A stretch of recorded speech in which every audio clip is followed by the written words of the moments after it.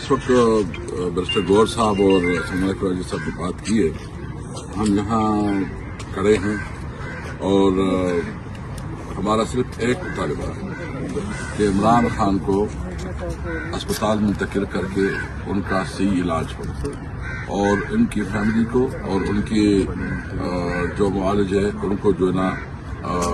उसके साथ उन्नति किया जाए, उसके साथ ही हो, ताकि वो इलाज जो है ना सही मानों में हो सके, क्योंकि इस वक्त जितना लॉस हो चुका है, जितना नुकसान हो चुका है, इससे बचा जा सके। देखिए, इमरान खान इस मुल्क का असासा है,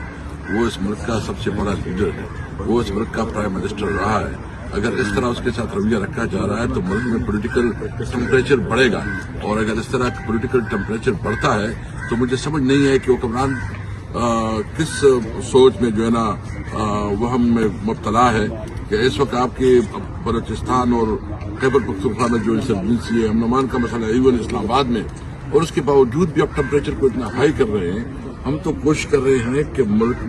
में जमहूरियत हो, मुल्क में कानून की हुक्मरानी हो और मुल्क में जो अमन हो, और लेकिन ये जिस तरह रवैया रख रहे हैं, आवाम को गुलाम बना के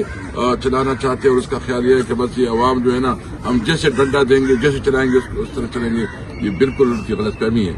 हम इस मौके पे इसका भी शुक्र करते हैं महमूद खान चकधरी साहब और अल्लामा नासिर